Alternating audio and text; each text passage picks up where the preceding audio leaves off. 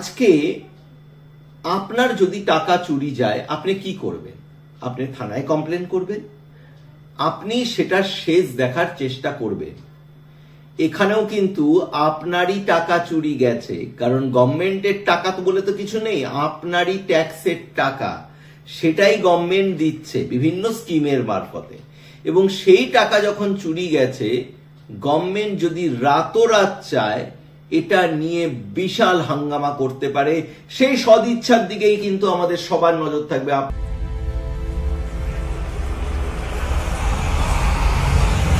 দাদা, ট্যাবের টাকাটা কি ঢুকে গেছে? ও, আপনারও ঢোকেনি, আমারও ঢোকেনি, তাহলে টাকাটা ঢুকলো কার অ্যাকাউন্টে? পশ্চিমবঙ্গ সরকারের একটি প্রকল্প কোভিডের সময় থেকে যেটা শুরু হয়েছে, যে 11-12 এর বাচ্চাদের ট্যাব দেওয়া। এবং এই ট্যাব তারা ডিরেক্টলি যেহেতু ডিস্ট্রিবিউট করে না, সেই জন্য ট্যাব বাবদ 10,000 টাকা করে তারা সেখানে ডিস্ট্রিবিউশন করে দেয়। এই 10,000 টাকা করে তারা যে ডিস্ট্রিবিউট করছে, আমার প্রথম কোশ্চেন, এটার যৌক্তিকতা কোথায়? কোভিডের সময় যেটা হয়েছিল, মানুষ ছিল ঘরবন্দি, পড়াশোনা করানোর ছিল অনলাইনে, সেই সময় ট্যাবটা ছিল সময়োপযোগী। কিন্তু পরে শোনা যায় যে ট্যাব তো আমি দিলাম, কিন্তু সরকারি স্কুলের টিচাররা কি সেটাতে পুরো ক্লাস কমপ্লিট করেছে? আমার যত ভিউয়াররা পশ্চিমবঙ্গের বিভিন্ন জায়গা থেকে দেখছো, যারা ধরো কয়েকদিন আগে 11-12 পাস করেছো, বা তোমাদের কোনো রিলেটিভ পাস করেছে, একবার শুনে নিও তো, যে গ্রামে গঞ্জে তারা টাকাটা পেয়েছে, ট্যাবটাও হয়তো কিনেছে, কিন্তু কোভিডের ওই চরম সময় স্কুল কি দায়িত্ব নিয়ে ক্লাসগুলো অনলাইনে করিয়েছিল, যেটা ছিল ট্যাব দেওয়ার প্রকল্পের মেন উদ্দেশ্য। 2024-এ যখন আমরা কোভিড কাটিয়ে পুরোপুরি নর্মাল এবং বাস্তব সময়ের সম্মুখীন হয়েছি, এই সময় আমার মনে হয় ট্যাবটা সময়োপযোগী ছিলই না।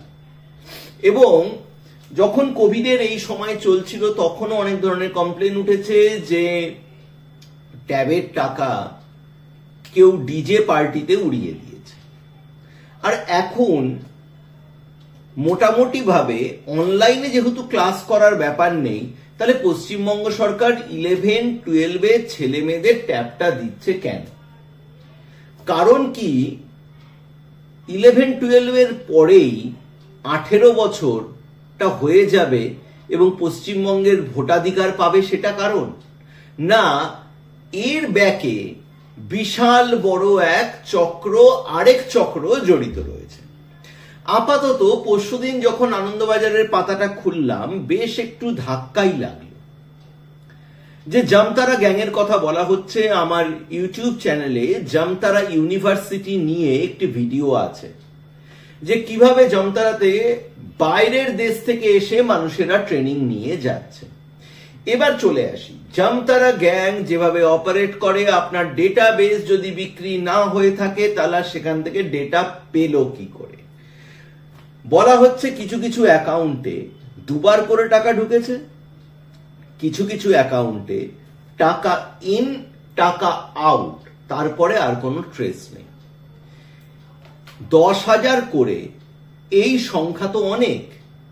আমরা যদি জামতারার দুটো ওয়েব সিরিজই দেখি, এবং জামতারা গ্যাংয়ে ঝাড়খণ্ডের যে জামতারার কথা বলা হয় বারবার, এটা তো অনস্বীকার্য যে সেখানকার নেতা মন্ত্রীদের হাত রয়েছে বলেই এত বড় একটা ক্রাইম গোটা জামতারা জুড়ে চলছে। এবং জামতারা বলা হচ্ছে ঘরে ঘরে কোচিং সেন্টার, কিভাবে ফিশিং অ্যাক্টিভিটিটাকে অ্যাক্টিভেট করতে হবে, নতুন নতুন প্রকল্প তারা আনছে। পশ্চিমবঙ্গ কিন্তু এবার ছাপ্পা নিয়ে নিল এখানে।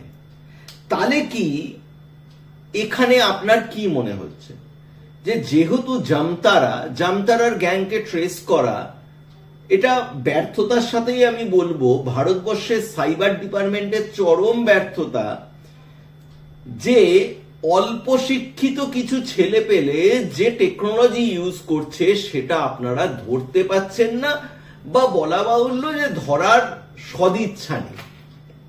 এবার ধরার সদিচ্ছা যদি না থাকে তাহলে সেটার কারণ হতে পারে কোনো নেতা মন্ত্রীর চাপ। এবার অনেকে বলছে যে এই জামতারা গ্যাংয়ের সাথে রিলেটেড হওয়া মানে এইখানে যেহেতু এদের নেটওয়ার্কটা বিশাল বড় নেটওয়ার্ক, এখানে ফট করে কিন্তু ওই সিবিআই সিআইডি কিছু চলে না, অনেক কিছু হয়েছে বস, কিছু হয়নি কোনোখানে। মানে সুপ্রিম কোর্টের জাজ কেউ এরা ছাড়ে না, এরা হাইকোর্টের জাজেরও পয়সা মেরে দেয়। এরকমও ঘটনা দেখেছি, বিশ্বভারতী ইউনিভার্সিটির প্রফেসরেরও ঘটনা শুনেছি আমরা। এগুলো তো কিছু কিছু জলজান্ত উদাহরণ। এছাড়াও তো কোটি কোটি ভারতবাসীর টাকা চলে যাচ্ছে। তাহলে কি পশ্চিমবঙ্গে এত তারিখে টাকা ঢুকবে, এত বড় ছাত্রদের মধ্যে সেটা ডিস্ট্রিবিউট হবে, সেটা ভেতরে কোনো লোক ছিল, পুরোটাই একটা অর্গানাইজড ক্রাইমের মধ্যে দিয়ে গেছে? যদি অর্গানাইজড ক্রাইমের মধ্যে দিয়ে যায় তাহলে কোশ্চিন তুলতেই হয় সাইবার ক্রাইমের ব্যর্থতা। এবং যদি সাইবার ক্রাইম ব্যর্থ হয় তাহলে পরে কেন এটা নিয়ে সিবিআই বা সিআইডি নড়ে চড়ে বসছে না? কেন এখনো বলা হচ্ছে যে কারো কারো অ্যাকাউন্টে হয়েছে, কারো কারো থেকে চলে গেছে, এবং কোনো কোনো স্কুল বলছে যে আমাদের এখানটাতে এক একজনের অ্যাকাউন্টে দুবার করে পয়সা ঢুকেছে, আবার সেটা গায়ে। এই যে গায়ে, এটা কি সত্যি ভ্যানিশ হয়ে যাওয়ার মতন? তা তো নয়, গায়েব হয়ে কোথাও তো যাচ্ছে। তাহলে স্ট্রেস কেন হচ্ছে না? তার মানে কোনো একখানে তো ভাই সদিচ্ছার অভাব।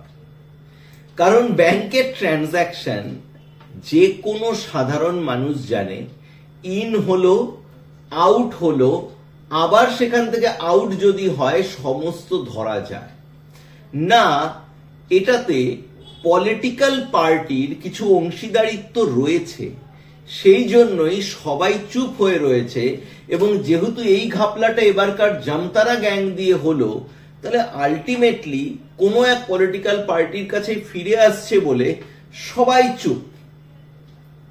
কারণ এর আগে বিভিন্ন কেলেঙ্কারি বা দুর্নীতি বাংলায় দেখেছে বিভিন্ন সময়, সেখানে সিবিআই হয়েছে, সিআইডি হয়েছে, কিছু টাকা উদ্ধার হয়েছে, তারপরে তাদের জেল হয়েছে, হাজত হয়েছে, তারপরে আবার তারা ফিরে এসছে। কিন্তু জামতারার গ্যাংয়ের নামটা নিয়ে কেন জানি সব জিনিস একবারেই চুপ হয়ে গেল। সবাই বলছে এটা আর কিছু করা যাবে না। তাহলে পশ্চিমবঙ্গ সরকার যে এত অ্যাক্টিভ, তার টাকা মেরে দিল যদি আমি এইভাবেই ধরি, সে তাহলে কেন স্টেপ নিচ্ছে না? কেন সে সুপ্রিম কোর্টে ডিরেক্টলি পিটিশন দায়ের করছে না যে এরকম একটা ঘটনা, ঝাড়খণ্ডের সরকারের সাথে কথা বলো এবং আমাকে ট্রেস করে যখন তোমরা জামতারার কথা বলছো আমার এটার রিপোর্ট চাই? কথায় বলে যে পুলিশ চাইলে সমস্ত কিছু করতে পারে। ভারতবর্ষের পুলিশের কাছে যা ইকুইপমেন্ট রয়েছে, চোরদের কাছে তো সেই ইকুইপমেন্ট নেই।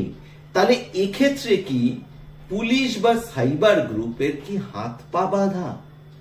কি শুনছি আমরা যে এটাও কি আরেকটা নতুন দিশা দেখিয়ে দিল ক্রাইমের, যে জামতারা গ্যাং বলে দাও মানে সব খুন মাফ হয়ে যাচ্ছে।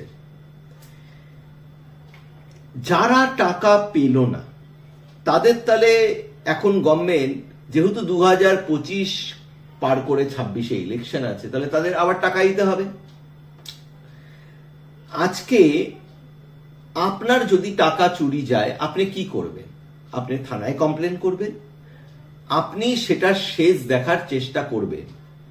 এখানেও কিন্তু আপনারই টাকা চুরি গেছে, কারণ গভর্নমেন্টের টাকা তো বলে তো কিছু নেই, আপনারই ট্যাক্সের টাকা, সেটাই গভর্নমেন্ট দিচ্ছে বিভিন্ন স্কিমের মারফতে। এবং সেই টাকা যখন চুরি গেছে, গভর্নমেন্ট যদি রাতোরাত চায় এটা নিয়ে বিশাল হাঙ্গামা করতে পারে। সেই সদিচ্ছার দিকেই কিন্তু আমাদের সবার নজর থাকবে। আপনারা সবাই ভালো থাকবেন, সুস্থ থাকবেন। আর ভাইরা বোনেরা যারা দেখছো ভিডিওটি, 11-12 পড়ো, তোমাদের কার অ্যাকাউন্টে টাকা ঢুকেছে, কার অ্যাকাউন্টে টাকা ঢোকেনি, কমেন্ট বক্সে জানাতে কিন্তু ভুলবেন না। ভালো থাকবেন, সুস্থ থাকবেন। জয় হিন্দ, বন্দে মাতরম।